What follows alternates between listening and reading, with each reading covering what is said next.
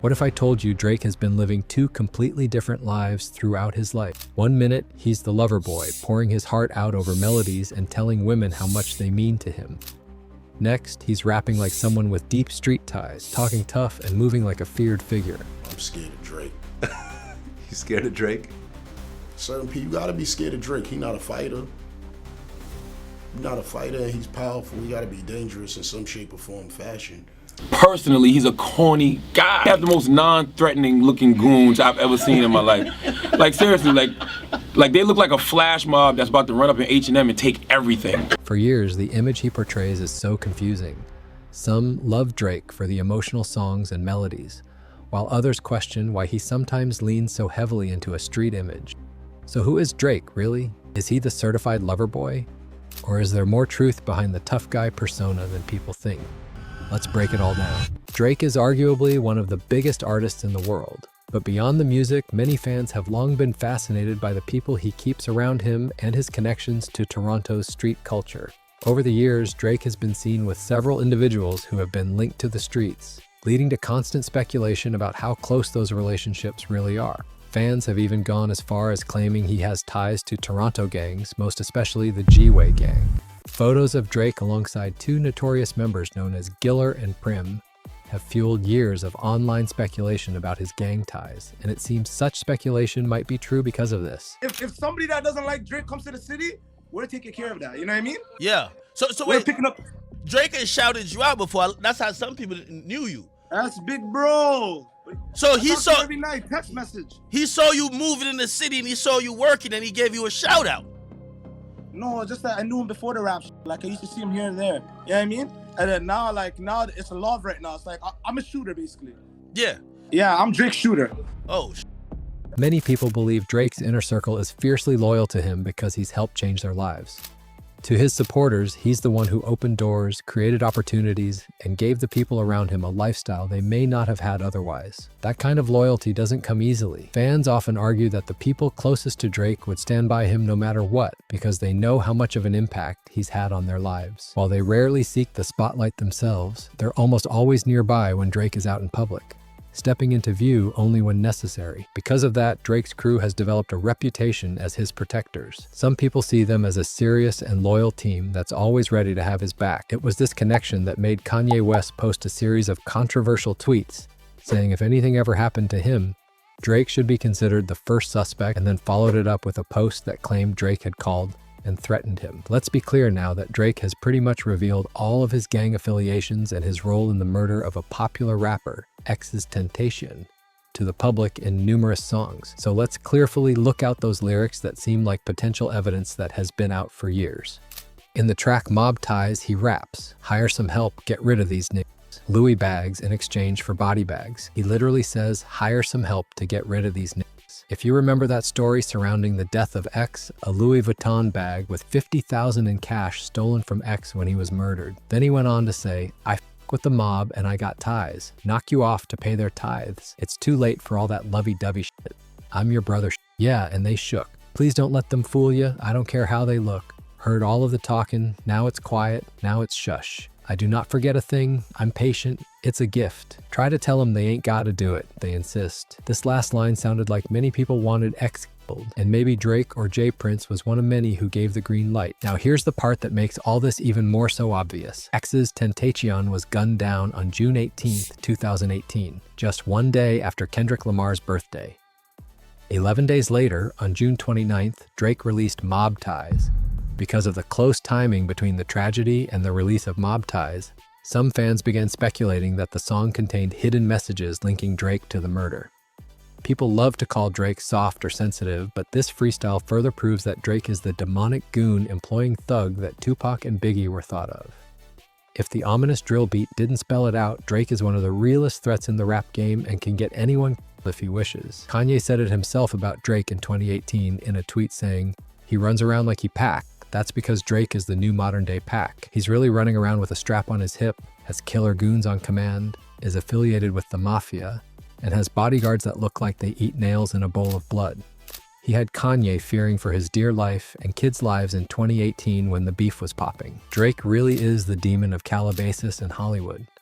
We're looking at a real-life Godfather Michael Corleone type figure, a gang-affiliated Michael Jackson tier pop star, but on a much grander scale than MJ ever was. Drizzy runs every corner and inch of Canada and claimed it as his own. For the first time in forever, we're looking at an invincible GOAT who really lives the stories. Having one of fearless GGG, Go Get Them Gang, leader Top 5, who has been rumored to have 20 hats on Torontology, meaning you gotta be afraid of Drake and think twice when you try to step on his toes. It now became disturbing when Top 5 boldly told DJ Academics that if somebody that doesn't like Drake comes to city, they are taking care of that, and further claiming he is Drake's shooter. If somebody that doesn't like Drake comes to the city, we're taking care of that. You know what I mean? Yeah. I'm a shooter, basically. Yeah. Yeah, I'm Drake's shooter. Oh. You see, Top 5 has become one of the loudest and most outspoken figures in Drake's circle. Drake has publicly shown support for him over the years, even giving him a shout out on the song Grammys. But their relationship goes way back. Over the years, Top 5 has repeatedly shown appreciation for Drake's support. At one point, he publicly thanked Drake for helping cover his legal fees and for securing the services of prominent Toronto defense lawyer Gary Grill. As time went on, Top 5 became even more involved in Drake's closed-doors business. By the time Drake's highly publicized feud with Kendrick Lamar took off, Top 5 had fully inserted himself into the situation. Yeah, let me tell you something. Kendrick Lamar can't come to Toronto. I'm here. Yo! In April, Top 5 shared a photo of himself, and Drake continued to suggest that their bond remained strong. However, in the month that followed, Top 5 continued to elevate himself and managed to connect with Kanye West, actually linking with him in person. However, Top 5 was still trying to meet up with Kendrick to show him a lesson. When Kendrick finally pulled up to Canada, Top 5 shared a video of himself allegedly outside of the hotel trying to force his way in. Lock off every door in the Noble Hotel. Man, even cut everything off. Man bought everything.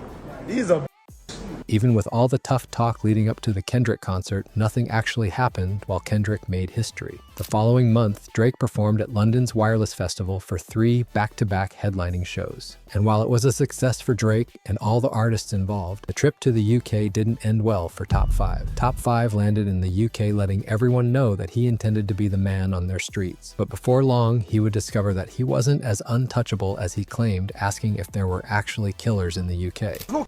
in the UK. There's like serious guys. We're not gonna come kill us. No. They're not gonna come kill us. We're safe. You can even show your address here. After these comments were made, the rapper was mobbed and stabbed in the neck while talking to fans. According to Keep Six Solid on social media, a masked man reportedly stabbed the Toronto rapper in the neck while he was talking to fans. If there was one lesson Top 5 should take away from the incident, it was that moving through unfamiliar territory while trying to project a tough image can have serious consequences. Fortunately for Top 5, he made it out alive. Now, Top 5 is good. It's like a big laceration. It was kind of deep. He lost a lot of blood. He went through surgery. He's gonna have full recovery. That's a fact. But it's gonna take a little while. I think he said it was like 17 inches. But but I ain't gonna lie. They for what it's worth, yes, somebody definitely went. Try to kill him.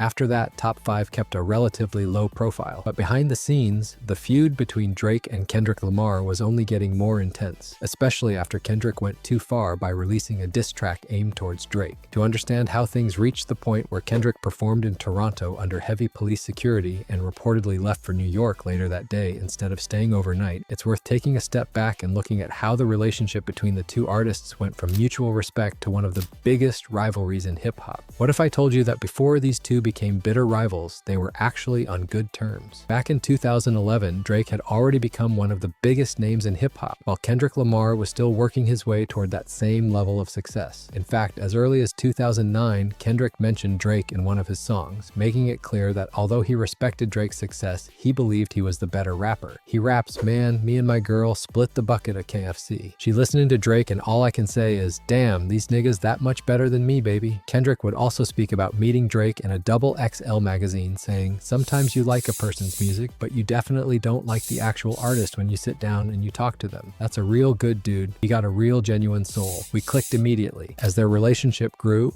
Drake invited Kendrick to appear on his 2011 album, Take Care Specifically, Buried Alive Interlude. In the track, Kendrick reflects on meeting Drake for the first time, admitting he was surprised to find that Drake wasn't fake, like many people he had encountered in the music industry. However, while Kendrick was happy to have been featured in Drake's track, he was also worried about his mental health. In fact, in a Breakfast Club interview with Charlemagne the God, he talks about getting depressed from being around different people.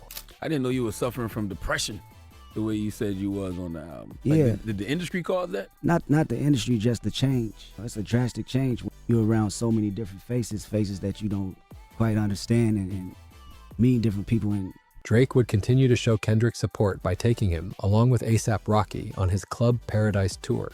This is my brother A$AP Rocky. This is my brother Kendrick Lamar. Drake's support went beyond just giving them a tour spot. He later revealed in one of his songs that he had to push back against his own management to make sure Kendrick and A$AP Rocky joined him on tour, despite other plans being in place. When they told me take an R&B on the road, and I told them no and drew for Kendrick and Rocky. However, Kendrick's rise to superstardom came quickly after the release of Good Kid, M.A.D. City, an album widely regarded as one of the greatest hip-hop records of all time. From that point on, he was no longer just an up-and-coming rapper. He had become one of Drake's biggest peers and competitors. Drake was even featured on the album, further showing the respect they had for each other at the time. After its release, he congratulated Kendrick on X, praising the work he had put into the project and saying he was honored to be a part of it. Things started to become much more competitive between the two. By this point, Kendrick was no longer just another rapper. He had become the star he had always hoped to be. But he did something that would later put an end to his relationship with Drake. By this time, the hip-hop is becoming more competitive, and Kendrick wouldn't waste much time letting everyone in hip-hop know he's the #1 rapper in that spot. The turning point came when Kendrick Lamar recorded a guest verse on Big Sean's song, Control. In the verse, he called out several of the biggest rappers in the game, including Drake, making it clear that he saw them as his competition. He raps, "But this is hip-hop, and them niggas should know what time it is." And that goes for Jermaine Cole, Big Crit, Whale, Pusha T, Meek Mills, A$AP Rocky, Drake, Big Sean, Jay Electron, Tyler, Mac Miller. I got love for you all, but I'm trying to murder you niggas. Trying to make sure your core fans never heard of you niggas. They don't want to hear not one more noun or verb from you niggas. What is competition? I'm trying to raise the bar high. Now here's the thing, some rappers he mentioned never had a problem with it. So for me, it's one of those things where I appreciate, I didn't take it necessarily as a diss. Hip-hop is competitive, but I am a competitor. Like, K-Dot and them, that's fam, yo. I think hip-hop need this, man, you know. But Drake had a big problem with it. The Kendrick's thing, you wouldn't, I noticed you didn't really get into that too much, so. I just like, I don't know, it just wasn't real to me. It's like, I saw him after that, and it was just like, love. So it's like, was that real or was that just like for the people? You know what I mean? I think it's a sparring kind of sport. Yeah, but at the same time, it's like, you know, then let it be real then, you know. I mean, because those were harsh words, right? So it's like, you can't just say that and then see me and be like, yeah, man, what's up? Pretending like nothing ever happened. Like, that's not real. That's not, to me, that's not like the nature of battling. This is actually a perfect example of why people call Drake soft and emotional. Fast forward to 2015, and Kendrick was on top of the rap world, taking home 2 Grammy Awards and cementing his place among hip-hop's elite. Then came 2016, Drake's year. Many fans consider Drake's 2016 run one of the most dominant years any artist has ever had. His album Views spent 13 non-consecutive weeks at #1 on the Billboard 200 and debuted with more than 1 million equivalent album units in its first week. The album produced massive hits like Hotline Bling and One Dance. The latter topped the Billboard Hot 100 for 10 weeks and became one of the biggest streaming songs in the world. Drake also finished 2016 as Spotify's most streamed artist globally, with billions of streams across the platform. And he wasn't just dominating with his own music, Drake also scored huge success through collaborations, including his feature on Rihanna's chart-topping hit Work. By the end of the year, it was clear that 2016 belonged to Drake.